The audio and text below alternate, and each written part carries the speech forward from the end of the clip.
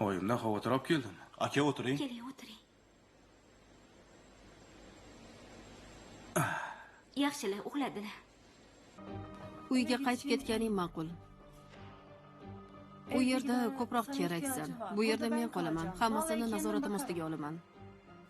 Lazizani yonida bo'laman. Bo'pti, Asadbek. Ikkalamiz qolarkanmiz. Sen ketur. Xo'p. Ertalab kelaymi? Aka, Hali vaqt bor.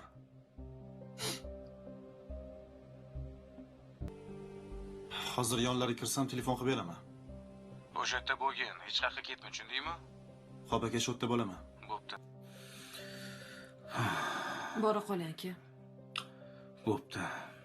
Sen bo'lmasa shu ovqatda hammasini ye, keyin ketaman. Aka, oyimmi mazalari bo'lmasa siz qayta qoling Toshkentga. Agar anuni jigari to'g'ri kelsa, 6-qism oxirida chayyi bo'lgan og'ir sukunat bilan 7-qism boshlanadi. Go'yo vaqt bir lahzaga to'xtab qolgandek. Hech kim gapirmaydi, lekin hammaga bitta haqiqat ayon. Endi hech narsa avvalgidek bo'lmaydi. Asosiy qahramon hali ham o'sha joyda turibdi. Uning ko'zlari bir nuqtaga qadalgan. Na g'azab bor, na xotirjamlik. Faqat ich-ichidan yemirib borayotgan dard. U biladi, kechagi qaror oson bo'lmagan. Lekin ba'zan inson tanlov qilmaydi, vaziyat insonni majbur qiladi. 7-qism aynan shu majburiyat bilan davom etadi. Ertalab uy sekin-asta uyg'onadi. Lekin bu oddiy tong emas. Har bir harakat ehtiyotkor, har bir ovoz past. Go'yo devorlar ham bo'layotgan voqealarni eshitib sukut saqlayotgandek. Uy a'zolari bir-biriga qarashdan qochadi, chunki nigohlar savol beradi. Savollar esa javob talab qiladi. Bu paytda ikkinchi asosiy qahramon ichki kurash bilan band. U kecha eshitgan gaplarni qayta-qayta xayolidan o'tkazmoqda. Shuncha vaqt yolg'on ichida yashaganmikanman degan savol uning tinchini buzadi. U oynaga qaraydi, o'z aksini tanimaydi, chunki bugun u kechagidan boshqa inson. 7-qismda eng kuchli jihat sukut.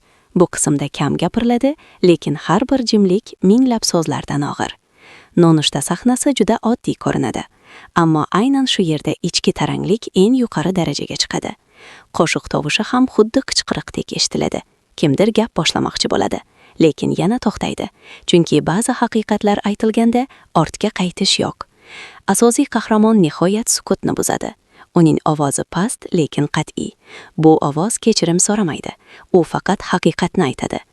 Bu yerda o'tmish bilan bugun to'qnashadi. U aytgan gaplar hammaga og'ir botadi. Kimdir yig'laydi, kimdir yuzini burib oladi, kimdir esa nihoyat ichida to'plangan g'azabni yashira olmaydi.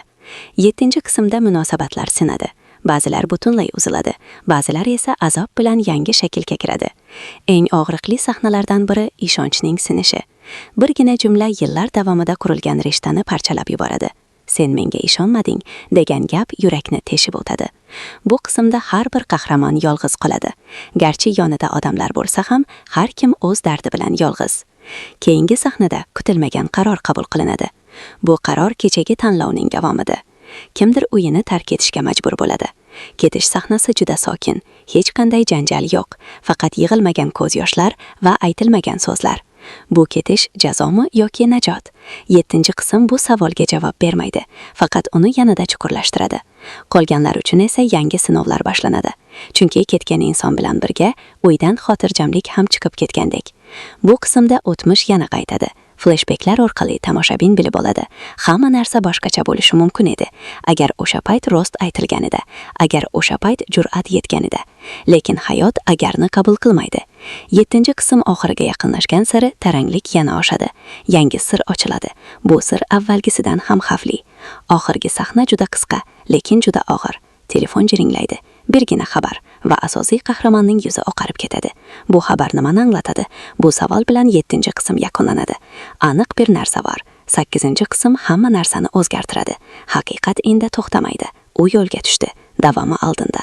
6-qism oxirida chayyi bo'lgan og'ir sukunat bilan 7-qism boshlanadi. Go'yo vaqt bir lahzaga to'xtab qolgandek. Hech kim gapirmaydi, lekin hammaga bitta haqiqat ayon. Endi hech narsa avvalgidek bo'lmaydi. Asosiy qahramon hali ham o'sha joyda turibdi. Uning ko'zlari bir nuqtaga qadalgan. Na g'azab bor, na xotirjamlik. Faqat ich-ichidan yemirib borayotgan dard. U biladi, kechagi qaror oson bo'lmagan. Lekin ba'zan inson tanlov qilmaydi, vaziyat insonni majbur qiladi. 7-qism aynan shu majburiyat bilan davom etadi. Ertalab uy sekin-asta uyg'onadi, lekin bu oddiy tong emas. Har bir harakat ehtiyotkor, har bir ovoz past. Go'yo devorlar ham bo'layotgan voqealarni eshitib sukut saqlayotgandek. Uy a'zolari bir-biriga qarashdan qochadi, chunki nigohlar savol beradi, savollar esa javob talab qiladi. Bu paytda ikkinchi asosiy qahramon ichki kurash bilan band. U kecha eshitgan gaplarni qayta-qayta xayolidan o'tkazmoqda. Shuncha vaqt yolg'on ichida yashaganmikanman degan savol uning tinchini buzadi.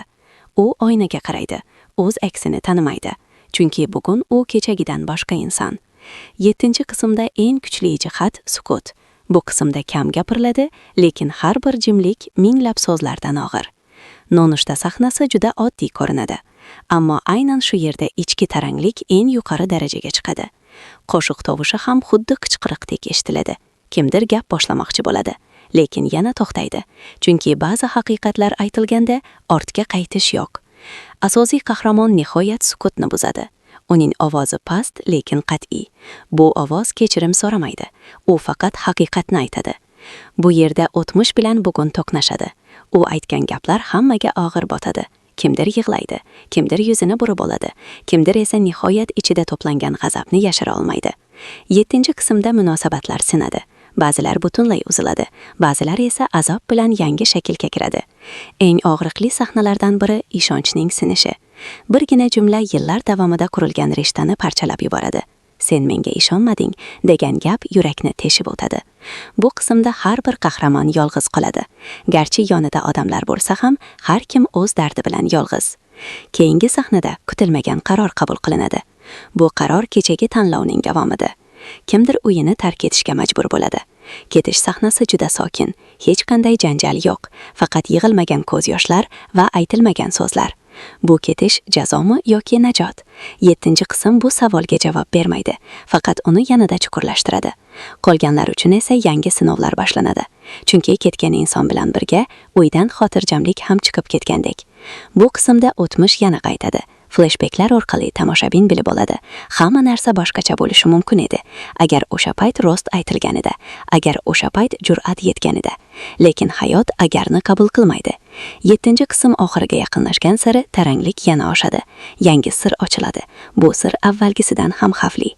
Oxirgi sahna juda qisqa, lekin juda og'ir. Telefon jiringlaydi. Birgina xabar va asosiy qahramonning yuzi oqarib ketadi.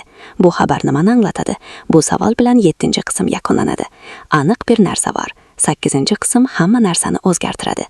Haqiqat endi to'xtamaydi. U yo'lga tushdi. Davomi oldinda. 6-qism oxirida chayi bo'lgan og'ir sukunat bilan 7-qism boshlanadi.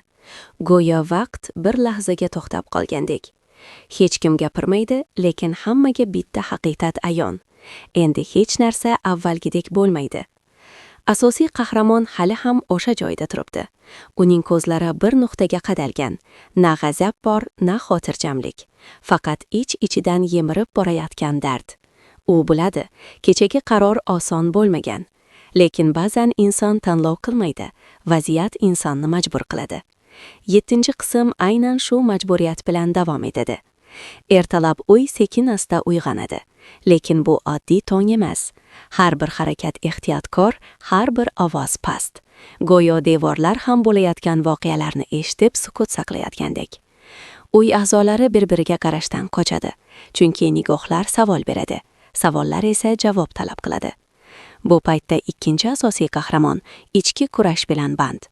U kecha eshitgan gaplarni qayta-qayta xayolidan o'tkazmoqda. Shuncha vaqt yolg'on ichida yashaganmikanman degan savol uning tinchini buzadi. U oynaga qaraydi, o'z aksini tanimaydi, chunki bugun u kechagidan boshqa inson. 7-qismda eng kuchli jihat sukut. Bu qismda kam gapiriladi, lekin har bir jimlik minglab so'zlardan og'ir. Nonushta sahnasi juda oddiy ko'rinadi, ammo aynan shu yerda ichki taranglik eng yuqori darajaga chiqadi. Qo'shiq tovushi ham xuddi qichqiriqdek eshitiladi. Kimdir gap boshlamoqchi bo'ladi, lekin yana to'xtaydi. Chunki ba'zi haqiqatlar aytilganda ortga qaytish yo'q. Asosiy qahramon nihoyat sukutni buzadi. Uning ovozi past, lekin qat'iy. Bu ovoz kechirim so'ramaydi. U faqat haqiqatni aytadi. Bu yerda o'tmish bilan bugun to'qnashadi. U aytgan gaplar hammaga og'ir botadi. Kimdir yig'laydi, kimdir yuzini burib oladi, kimdir esa nihoyat ichida to'plangan g'azabni yashira olmaydi. 7-qismda munosabatlar sinadi. Ba'zilar butunlay uziladi, ba'zilar esa azob bilan yangi shaklga kiradi. Eng og'riqli sahnalardan biri ishonchning sinishi. Birgina jumla yillar davomida qurilgan rishtani parchalab yuboradi. Sen menga ishonmading degan gap yurakni teshib o'tadi. Bu qismda har bir qahramon yolg'iz qoladi. Garchi yonida odamlar bo'lsa ham, har kim o'z dardi bilan yolg'iz. Keyingi sahnada kutilmagan qaror qabul qilinadi. Bu qaror kechagi tanlovning davomida. Kimdir uyini tark etishga majbur bo'ladi. Ketish sahnasi juda sokin, hech qanday janjal yo'q, faqat yig'ilmagan ko'z yoshlar va aytilmagan so'zlar. Bu ketish jazomi yoki najot? 7-qism bu savolga javob bermaydi, faqat uni yanada chuqurlashtiradi. Qolganlar uchun esa yangi sinovlar boshlanadi. Chunki ketgan inson bilan birga uydan xotirjamlik ham chiqib ketgandek. Bu qismda o'tmish yana qaytadi. Flashbacklar orqali tomoshabin bilib oladi. Hamma narsa boshqacha bo'lishi mumkin edi. Agar o'sha payt rost aytilganida, agar o'sha payt jur'at yetganida. Lekin hayot agarni qabul qilmaydi. 7-qism oxiriga yaqinlashgan sari taranglik yana oshadi. Yangi sir ochiladi. Bu sir avvalgisidan ham xavfli. Oxirgi sahna juda qisqa, lekin juda og'ir. Telefon jiringlaydi. Birgina xabar va asosiy qahramonning yuzi oqarib ketadi. Bu xabar nimani anglatadi? Bu savol bilan 7-qism yakunlanadi. Aniq bir narsa bor. 8-qism hamma narsani o'zgartiradi. Haqiqat endi to'xtamaydi. U yo'lga tushdi. Davomi oldinda. 6-qism oxirida chayyi bo'lgan og'ir sukunat bilan 7-qism boshlanadi. Go'yo vaqt bir lahzaga to'xtab qolgandek. Hech kim gapirmaydi, lekin hammaga bitta haqiqat ayon. Endi hech narsa avvalgidek bo'lmaydi. Asosiy qahramon hali ham o'sha joyda turibdi. Uning ko'zlari bir nuqtaga qadalgan.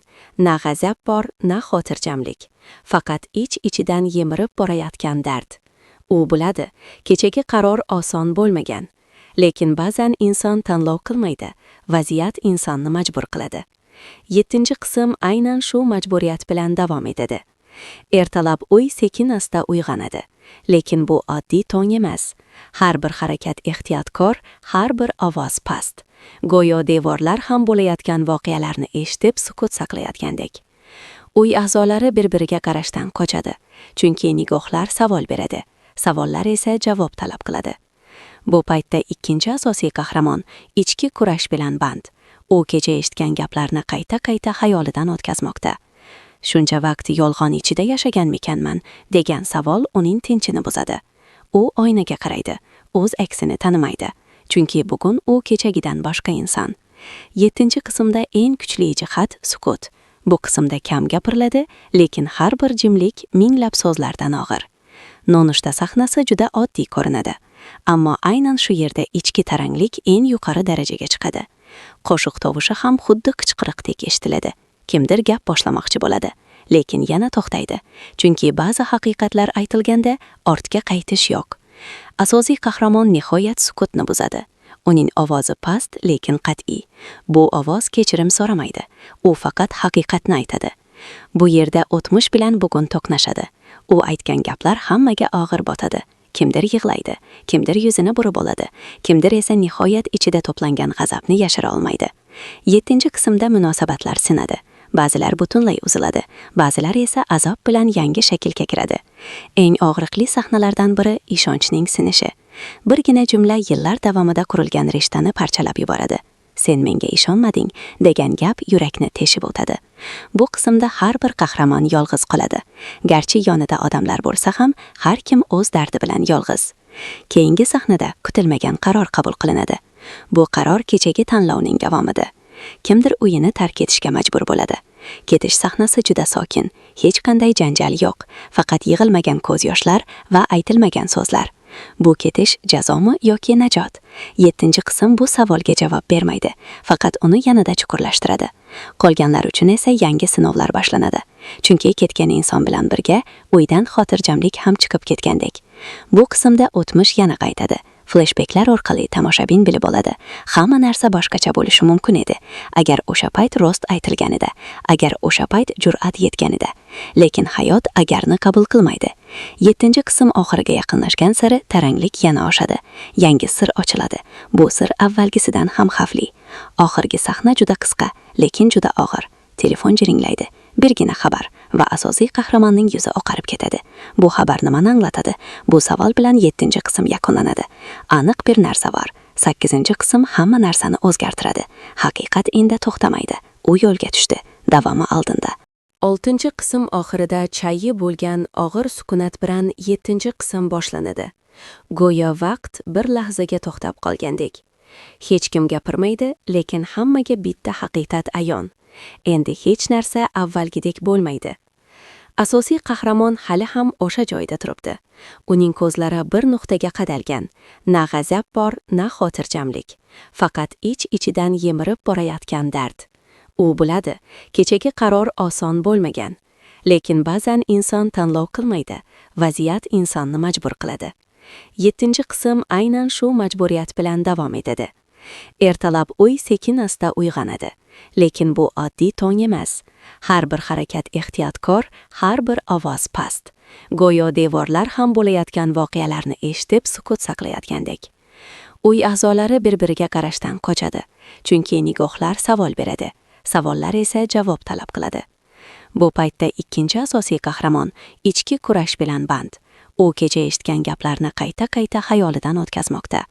Shuncha vaqt yolg'on ichida yashaganmikanman degan savol uning tinchini buzadi. U oynaga qaraydi, o'z aksini tanimaydi. Chunki bugun u kechagidan boshqa inson. 7-qismda eng kuchli jihat sukut. Bu qismda kam gapiriladi, lekin har bir jimlik minglab so'zlardan og'ir. Nonushta sahnasi juda oddiy ko'rinadi. Ammo aynan shu yerda ichki taranglik eng yuqori darajaga chiqadi. Qo'shiq tovushi ham xuddi qichqiriqdek eshitiladi. Kimdir gap boshlamoqchi bo'ladi, lekin yana to'xtaydi. Chunki ba'zi haqiqatlar aytilganda ortga qaytish yo'q. Asosiy qahramon nihoyat sukutni buzadi. Uning ovozi past, lekin qat'iy. Bu ovoz kechirim so'ramaydi. U faqat haqiqatni aytadi. Bu yerda o'tmish bilan bugun to'qnashadi. U aytgan gaplar hammaga og'ir botadi. Kimdir yig'laydi, kimdir yuzini burib oladi, kimdir esa nihoyat ichida to'plangan g'azabni yashira olmaydi. 7-qismda munosabatlar sinadi. Ba'zilar butunlay uziladi, ba'zilar esa azob bilan yangi shaklga kiradi. Eng og'riqli sahnalardan biri ishonchning sinishi. Birgina jumla yillar davomida qurilgan rishtani parchalab yuboradi. Sen menga ishonmading degan gap yurakni teshib o'tadi. Bu qismda har bir qahramon yolg'iz qoladi. Garchi yonida odamlar bo'lsa ham, har kim o'z dardi bilan yolg'iz. Keyingi sahnada kutilmagan qaror qabul qilinadi. Bu qaror kechagi tanlovning davomida. Kimdir uyini tark etishga majbur bo'ladi. Ketish sahnasi juda sokin, hech qanday janjal yo'q, faqat yig'ilmagan ko'z yoshlar va aytilmagan so'zlar. Bu ketish jazomi yoki najot? 7-qism bu savolga javob bermaydi, faqat uni yanada chuqurlashtiradi. Qolganlar uchun esa yangi sinovlar boshlanadi. Chunki ketgan inson bilan birga uydan xotirjamlik ham chiqib ketgandek. Bu qismda o'tmish yana qaytadi. Fleshbeklar orqali tomoshabin bilib oladi. Hamma narsa boshqacha bo'lishi mumkin edi. Agar o'sha payt rost aytilganida, agar o'sha payt jur'at yetganida. Lekin hayot agarni qabul qilmaydi. 7-qism oxiriga yaqinlashgan sari taranglik yana oshadi. Yangi sir ochiladi. Bu sir avvalgisidan ham xavfli. Oxirgi sahna juda qisqa, lekin juda og'ir. Telefon jiringlaydi. Birgina xabar va asosiy qahramonning yuzi oqarib ketadi. Bu xabar nimani anglatadi? Bu savol bilan 7-qism yakunlanadi. Aniq bir narsa bor. 8-qism hamma narsani o'zgartiradi. Haqiqat endi to'xtamaydi. U yo'lga tushdi. Davomi oldinda. 6-qism oxirida chayyi bo'lgan og'ir sukunat bilan 7-qism boshlanadi. Go'yo vaqt bir lahzaga to'xtab qolgandek. Hech kim gapirmaydi, lekin hammaga bitta haqiqat ayon. Endi hech narsa avvalgidek bo'lmaydi. Asosiy qahramon hali ham o'sha joyda turibdi. Uning ko'zlari bir nuqtaga qadalgan. Na g'azab bor, na xotirjamlik. Faqat ich-ichidan yemirib borayotgan dard. U biladi, kechagi qaror oson bo'lmagan. Lekin ba'zan inson tanlov qilmaydi, vaziyat insonni majbur qiladi. 7-qism aynan shu majburiyat bilan davom etadi. Ertalab uy sekin-asta uyg'onadi. lekin bu oddiy tong emas. Har bir harakat ehtiyotkor, har bir ovoz past. Go'yo devorlar ham bo'layotgan voqealarni eshitib sukut saqlayotgandek. Uy a'zolari bir-biriga qarashdan qochadi, chunki nigohlar savol beradi, savollar esa javob talab qiladi. Bu paytda ikkinchi asosiy qahramon ichki kurash bilan band. U kecha eshitgan gaplarni qayta-qayta xayolidan o'tkazmoqda. Shuncha vaqt yolg'on ichida yashaganmikanman degan savol uning tinchini buzadi.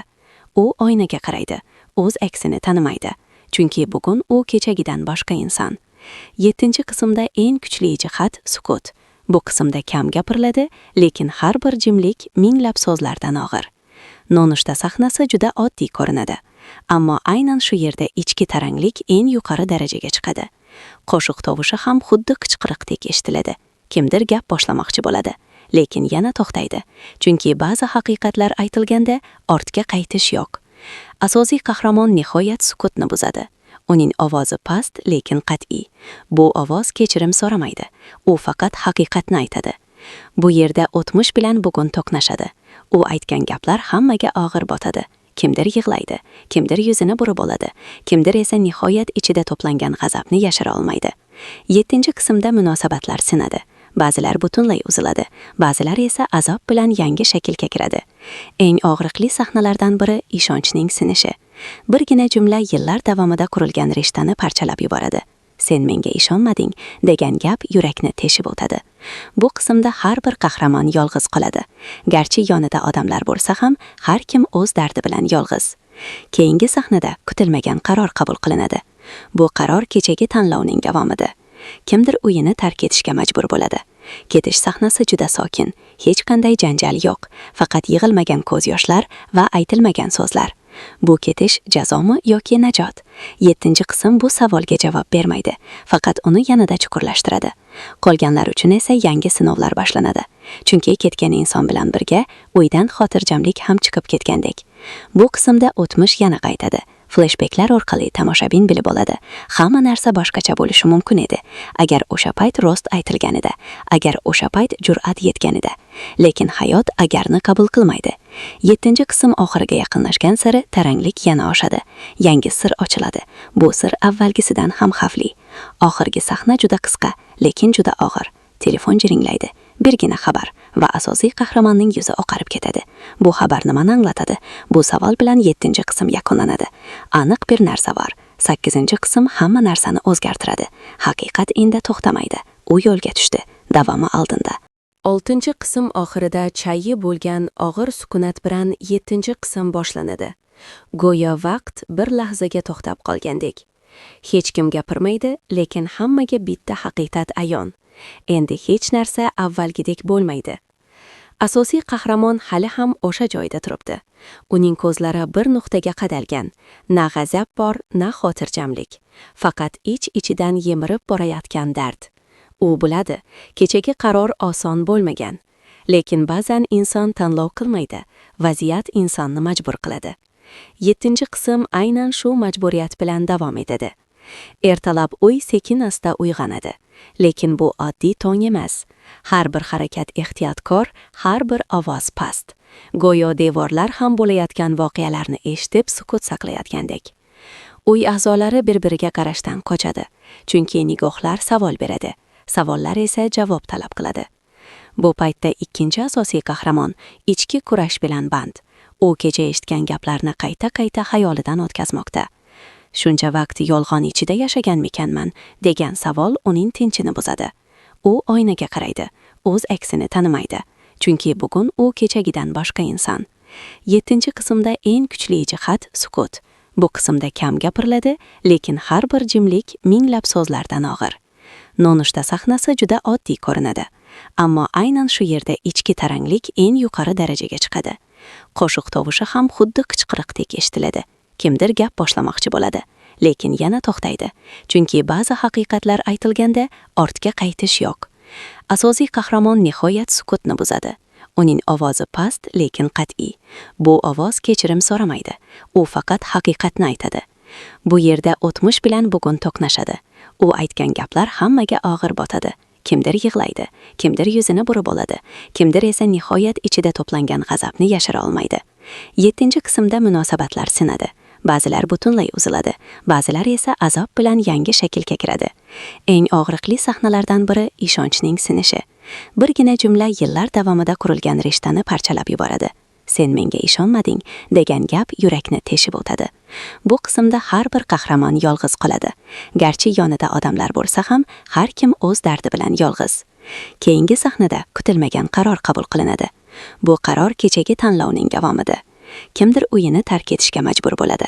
Ketish sahnasi juda sokin, hech qanday janjal yo'q, faqat yig'ilmagan ko'z yoshlar va aytilmagan so'zlar. Bu ketish jazomi yoki najot? 7-qism bu savolga javob bermaydi, faqat uni yanada chuqurlashtiradi. Qolganlar uchun esa yangi sinovlar boshlanadi. Chunki ketgan inson bilan birga uydan xotirjamlik ham chiqib ketgandek.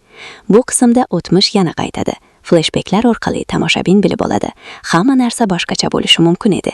Agar o'sha payt rost aytilganida, agar o'sha payt jur'at yetganida. Lekin hayot agarni qabul qilmaydi. 7-qism oxiriga yaqinlashgan sari taranglik yana oshadi. Yangi sir ochiladi. Bu sir avvalgisidan ham xavfli. Oxirgi sahna juda qisqa, lekin juda og'ir. Telefon jiringlaydi. Birgina xabar va asosiy qahramonning yuzi oqarib ketadi. Bu xabar nimani anglatadi? Bu savol bilan 7-qism yakunlanadi. Aniq bir narsa bor. 8-qism hamma narsani o'zgartiradi. Haqiqat endi to'xtamaydi. U yo'lga tushdi. Davomi oldinda. 6-qism oxirida chayyi bo'lgan og'ir sukunat bilan 7-qism boshlanadi. Go'yo vaqt bir lahzaga to'xtab qolgandek. Hech kim gapirmaydi, lekin hammaga bitta haqiqat ayon. Endi hech narsa avvalgidek bo'lmaydi. Asosiy qahramon hali ham o'sha joyda turibdi. Uning ko'zlari bir nuqtaga qadalgan. Na g'azab bor, na xotirjamlik. Faqat ich-ichidan yemirib borayotgan dard. U biladi, kechagi qaror oson bo'lmagan. Lekin ba'zan inson tanlov qilmaydi, vaziyat insonni majbur qiladi. 7-qism aynan shu majburiyat bilan davom etadi. Ertalab uy sekin-asta uyg'onadi. Lekin bu oddiy tong emas. Har bir harakat ehtiyotkor, har bir ovoz past. Go'yo devorlar ham bo'layotgan voqealarni eshitib sukut saqlayotgandek. Uy a'zolari bir-biriga qarashdan qochadi, chunki nigohlar savol beradi. Savollar esa javob talab qiladi. Bu paytda ikkinchi asosiy qahramon ichki kurash bilan band. U kecha eshitgan gaplarni qayta-qayta xayolidan o'tkazmoqda.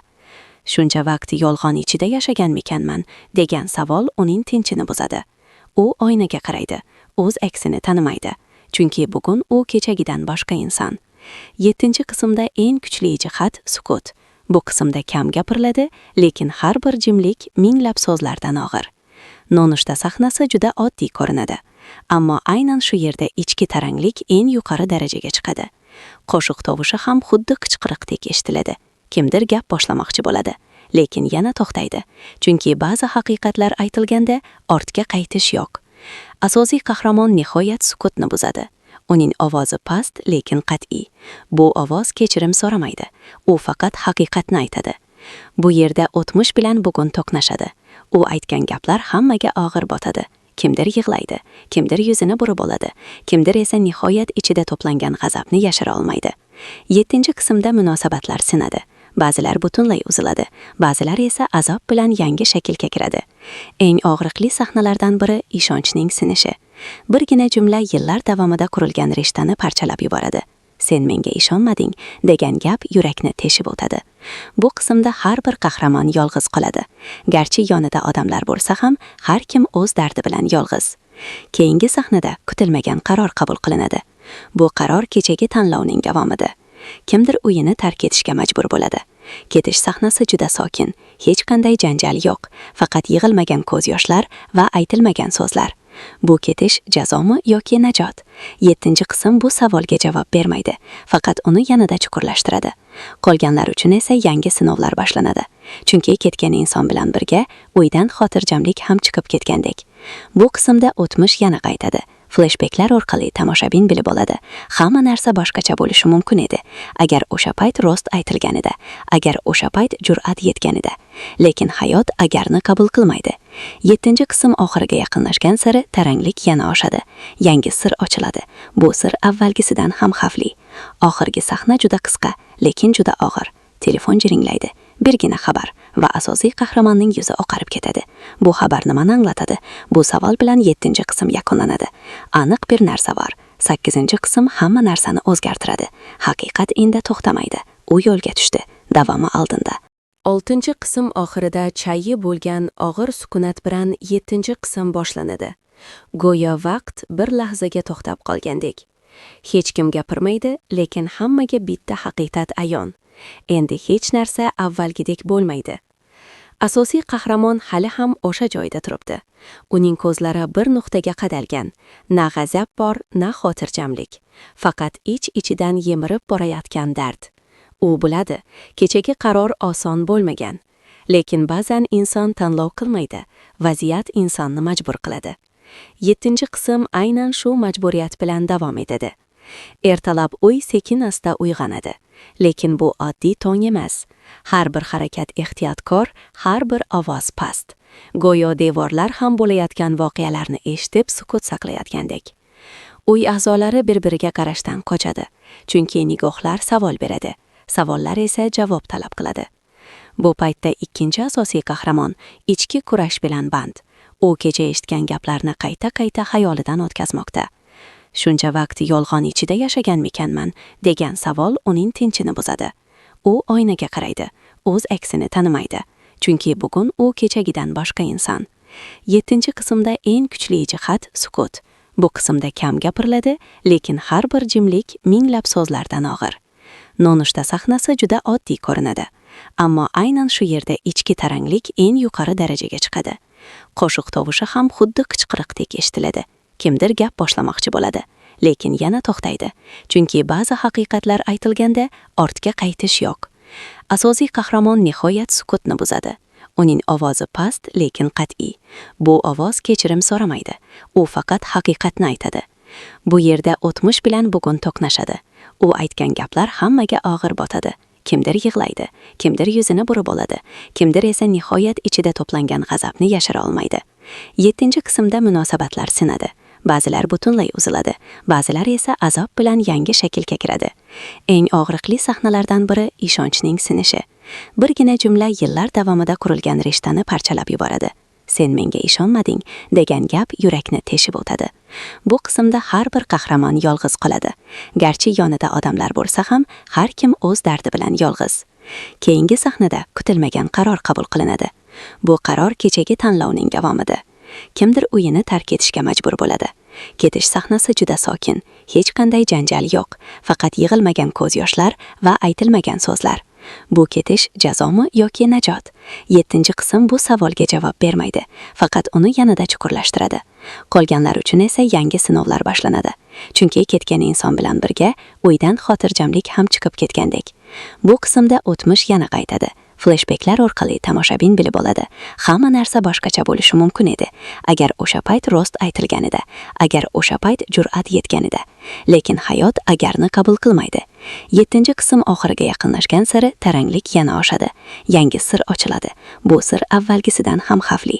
Oxirgi sahna juda qisqa, lekin juda og'ir. Telefon jiringlaydi. Birgina xabar va asosiy qahramonning yuzi oqarib ketadi. Bu xabar nimani anglatadi? Bu savol bilan 7-qism yakunlanadi. Aniq bir narsa bor. 8-qism hamma narsani o'zgartiradi. Haqiqat endi to'xtamaydi. U yo'lga tushdi. Davomi oldinda. 6-qism oxirida chayyi bo'lgan og'ir sukunat bilan 7-qism boshlanadi. Go'yo vaqt bir lahzaga to'xtab qolgandek. Hech kim gapirmaydi, lekin hammaga bitta haqiqat ayon. Endi hech narsa avvalgidek bo'lmaydi. Asosiy qahramon hali ham o'sha joyda turibdi. Uning ko'zlari bir nuqtaga qadalgan. Na g'azab bor, na xotirjamlik. Faqat ich-ichidan yemirib borayotgan dard. U biladi, kechagi qaror oson bo'lmagan. Lekin ba'zan inson tanlov qilmaydi, vaziyat insonni majbur qiladi. 7-qism aynan shu majburiyat bilan davom etadi. Ertalab uy sekin-asta uyg'onadi. Lekin bu oddiy tong emas. Har bir harakat ehtiyotkor, har bir ovoz past. Go'yo devorlar ham bo'layotgan voqealarni eshitib sukut saqlayotgandek. Uy a'zolari bir-biriga qarashdan qochadi, chunki nigohlar savol beradi. Savollar esa javob talab qiladi. Bu paytda ikkinchi asosiy qahramon ichki kurash bilan band. u kecha eshitgan gaplarni qayta-qayta xayolidan o'tkazmoqda. Shuncha vaqt yolg'on ichida yashaganmikanman degan savol uning tinchini buzadi. U oynaga qaraydi, o'z aksini tanimaydi, chunki bugun u kechagidan boshqa inson. 7-qismda eng kuchli jihat sukut. Bu qismda kam gapiriladi, lekin har bir jimlik minglab so'zlardan og'ir. Nonushta sahnasi juda oddiy ko'rinadi, ammo aynan shu yerda ichki taranglik eng yuqori darajaga chiqadi. Qo'shiq tovushi ham xuddi qichqiriqdek eshitiladi. Kimdir gap boshlamoqchi bo'ladi, lekin yana to'xtaydi, chunki ba'zi haqiqatlar aytilganda ortga qaytish yo'q. Asosiy qahramon nihoyat sukutni buzadi. Uning ovozi past, lekin qat'iy. Bu ovoz kechirim so'ramaydi, u faqat haqiqatni aytadi. Bu yerda o'tmish bilan bugun to'qnashadi. U aytgan gaplar hammaga og'ir botadi. Kimdir yig'laydi, kimdir yuzini burib oladi, kimdir esa nihoyat ichida to'plangan g'azabni yashira olmaydi. 7-qismda munosabatlar sinadi. Ba'zilar butunlay uziladi, ba'zilar esa azob bilan yangi shaklga kiradi. Eng og'riqli sahnalardan biri ishonchning sinishi. Birgina jumla yillar davomida qurilgan rishtani parchalab yuboradi. Sen menga ishonmading degan gap yurakni teshib o'tadi. Bu qismda har bir qahramon yolg'iz qoladi. Garchi yonida odamlar bo'lsa ham, har kim o'z dardi bilan yolg'iz. Keyingi sahnada kutilmagan qaror qabul qilinadi. Bu qaror kechagi tanlovning davomida. Kimdir uyini tark etishga majbur bo'ladi. Ketish sahnasi juda sokin, hech qanday janjal yo'q, faqat yig'ilmagan ko'z yoshlar va aytilmagan so'zlar. Bu ketish jazomi yoki najot? 7-qism bu savolga javob bermaydi, faqat uni yanada chuqurlashtiradi. Qolganlar uchun esa yangi sinovlar boshlanadi. Chunki ketgan inson bilan birga uydan xotirjamlik ham chiqib ketgandek. Bu qismda o'tmish yana qaytadi. Flashbacklar orqali tomoshabin bilib oladi. Hamma narsa boshqacha bo'lishi mumkin edi, agar o'sha payt rost aytilganida, agar o'sha payt jur'at yetganida. Lekin hayot agarni qabul qilmaydi. 7-qism oxiriga yaqinlashgan sari taranglik yana oshadi. Yangi sir ochiladi. Bu sir avvalgisidan ham xavfli. Oxirgi sahna juda qisqa, lekin juda og'ir. Telefon jiringlaydi. Birgina xabar va asosiy qahramonning yuzi oqarib ketadi. Bu xabar nimani anglatadi? Bu savol bilan 7-qism yakunlanadi. Aniq bir narsa bor. 8-qism hamma narsani o'zgartiradi. Haqiqat endi to'xtamaydi. U yo'lga tushdi. Davomi oldinda. 6-qism oxirida chayyi bo'lgan og'ir sukunat bilan 7-qism boshlanadi. Go'yo vaqt bir lahzaga to'xtab qolgandek. Hech kim gapirmaydi, lekin hammaga bitta haqiqat ayon. Endi hech narsa avvalgidek bo'lmaydi. Asosiy qahramon hali ham o'sha joyda turibdi. Uning ko'zlari bir nuqtaga qadalgan. Na g'azab bor, na xotirjamlik. Faqat ich-ichidan yemirib borayotgan dard. U biladi, kechagi qaror oson bo'lmagan. Lekin ba'zan inson tanlov qilmaydi, vaziyat insonni majbur qiladi. 7-qism aynan shu majburiyat bilan davom etadi. Ertalab uy sekin-asta uyg'onadi. Lekin bu oddiy tong emas. Har bir harakat ehtiyotkor, har bir ovoz past. Go'yo devorlar ham bo'layotgan voqealarni eshitib sukut saqlayotgandek. Uy a'zolari bir-biriga qarashdan qochadi, chunki nigohlar savol beradi, savollar esa javob talab qiladi. Bu paytda ikkinchi asosiy qahramon ichki kurash bilan band. U kecha eshitgan gaplarni qayta-qayta xayolidan o'tkazmoqda. Shuncha vaqt yolg'on ichida yashaganmikanman degan savol uning tinchini buzadi. U oynaga qaraydi, o'z aksini tanimaydi, chunki bugun u kechagidan boshqa inson. 7-qismda eng kuchli jihat sukut. Bu qismda kam gapiriladi, lekin har bir jimlik minglab so'zlardan og'ir. Nonushta sahnasi juda oddiy ko'rinadi, ammo aynan shu yerda ichki taranglik eng yuqori darajaga chiqadi. Qo'shiq tovushi ham xuddi qichqiriqdek eshitiladi. Kimdir gap boshlamoqchi bo'ladi, lekin yana to'xtaydi, chunki ba'zi haqiqatlar aytilganda ortga qaytish yo'q. Asosiy qahramon nihoyat sukutni buzadi. Uning ovozi past, lekin qat'iy. Bu ovoz kechirim so'ramaydi, u faqat haqiqatni aytadi. Bu yerda o'tmish bilan bugun to'qnashadi. U aytgan gaplar hammaga og'ir botadi. Kimdir yig'laydi, kimdir yuzini burib oladi, kimdir esa nihoyat ichida to'plangan g'azabni yashira olmaydi. 7-qismda munosabatlar sinadi. Ba'zilar butunlay uziladi, ba'zilar esa azob bilan yangi shaklga kiradi. Eng og'riqli sahnalardan biri ishonchning sinishi. Birgina jumla yillar davomida qurilgan rishtani parchalab yuboradi. sen menga ishonmading degan gap yurakni teshib o'tadi. Bu qismda har bir qahramon yolg'iz qoladi. Garchi yonida odamlar bo'lsa ham, har kim o'z dardi bilan yolg'iz. Keyingi sahnada kutilmagan qaror qabul qilinadi. Bu qaror kechagi tanlovning davomida. Kimdir uyini tark etishga majbur bo'ladi.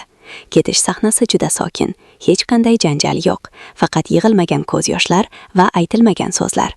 Bu ketish jazomi yoki najot? 7-qism bu savolga javob bermaydi, faqat uni yanada chuqurlashtiradi. Qolganlar uchun esa yangi sinovlar boshlanadi. Chunki ketgan inson bilan birga uydan xotirjamlik ham chiqib ketgandek. Bu qismda o'tmish yana qaytadi. Flashbacklar orqali tomoshabin bilib oladi. Hamma narsa boshqacha bo'lishi mumkin edi, agar o'sha payt rost aytilganida, agar o'sha payt jur'at yetganida. Lekin hayot agarni qabul qilmaydi. 7-qism oxiriga yaqinlashgan sari taranglik yana oshadi. Yangi sir ochiladi. Bu sir avvalgisidan ham xavfli. Oxirgi sahna juda qisqa, lekin juda og'ir. Telefon jiringlaydi. Birgina xabar va asosiy qahramonning yuzi oqarib ketadi. Bu xabar nimani anglatadi? Bu savol bilan 7-qism yakunlanadi. Aniq bir narsa bor. 8-qism hamma narsani o'zgartiradi.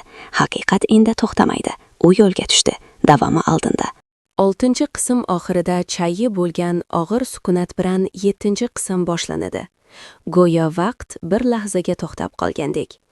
Hech kim gapirmaydi, lekin hammaga bitta haqiqat ayon. Endi hech narsa avvalgidek bo'lmaydi.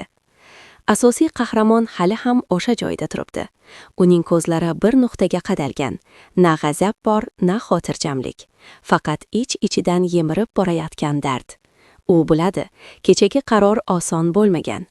Lekin ba'zan inson tanlov qilmaydi, vaziyat insonni majbur qiladi. 7-qism aynan shu majburiyat bilan davom etadi. Ertalab uy sekin-asta uyg'onadi. Lekin bu oddiy tong emas. Har bir harakat ehtiyotkor, har bir ovoz past. Go'yo devorlar ham bo'layotgan voqealarni eshitib sukut saqlayotgandek. Uy a'zolari bir-biriga qarashdan qochadi, chunki nigohlar savol beradi. Savollar esa javob talab qiladi. Bu paytda ikkinchi asosiy qahramon ichki kurash bilan band. U kecha eshitgan gaplarni qayta-qayta xayolidan o'tkazmoqda. Shuncha vaqt yolg'on ichida yashaganmikanman degan savol uning tinchini buzadi. U oynaga qaraydi, o'z aksini tanimaydi, chunki bugun u kechagidan boshqa inson. 7-qismda eng kuchli jihat sukut. Bu qismda kam gapiriladi, lekin har bir jimlik minglab so'zlardan og'ir. Nonushta sahnasi juda oddiy ko'rinadi, ammo aynan shu yerda ichki taranglik eng yuqori darajaga chiqadi. Qo'shiq tovushi ham xuddi qichqiriqdek eshitiladi. Kimdir gap boshlamoqchi bo'ladi, lekin yana to'xtaydi, chunki ba'zi haqiqatlar aytilganda ortga qaytish yo'q. Asosiy qahramon nihoyat sukutni buzadi. Uning ovozi past, lekin qat'iy. Bu ovoz kechirim so'ramaydi. U faqat haqiqatni aytadi. Bu yerda o'tmish bilan bugun to'qnashadi. U aytgan gaplar hammaga og'ir botadi. Kimdir yig'laydi, kimdir yuzini burib oladi, kimdir esa nihoyat ichida to'plangan g'azabni yashira olmaydi. 7-qismda munosabatlar sinadi. Ba'zilar butunlay uziladi, ba'zilar esa azob bilan yangi shaklga kiradi. Eng og'riqli sahnalardan biri ishonchning sinishi. Birgina jumla yillar davomida qurilgan rishtani parchalab yuboradi. Sen menga ishonmading degan gap yurakni teshib o'tadi. Bu qismda har bir qahramon yolg'iz qoladi. Garchi yonida odamlar bo'lsa ham, har kim o'z dardi bilan yolg'iz. Keyingi sahnada kutilmagan qaror qabul qilinadi. Bu qaror kechagi tanlovning davomida. Kimdir uyini tark etishga majbur bo'ladi.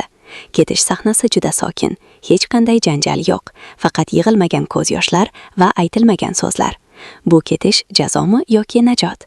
7-qism bu savolga javob bermaydi, faqat uni yanada chuqurlashtiradi. Qolganlar uchun esa yangi sinovlar boshlanadi. Chunki ketgan inson bilan birga uydan xotirjamlik ham chiqib ketgandek. Bu qismda o'tmish yana qaytadi. Flashbacklar orqali tomoshabin bilib oladi. Hamma narsa boshqacha bo'lishi mumkin edi, agar o'sha payt rost aytilganida, agar o'sha payt jur'at yetganida. Lekin hayot agarni qabul qilmaydi. 7-qism oxiriga yaqinlashgan sari taranglik yana oshadi. Yangi sir ochiladi. Bu sir avvalgisidan ham xavfli. Oxirgi sahna juda qisqa, lekin juda og'ir. Telefon jiringlaydi. Birgina xabar va asosiy qahramonning yuzi oqarib ketadi. Bu xabar nimani anglatadi? Bu savol bilan 7-qism yakunlanadi. Aniq bir narsa bor. 8-qism hamma narsani o'zgartiradi. Haqiqat endi to'xtamaydi. U yo'lga tushdi. Davomi oldinda.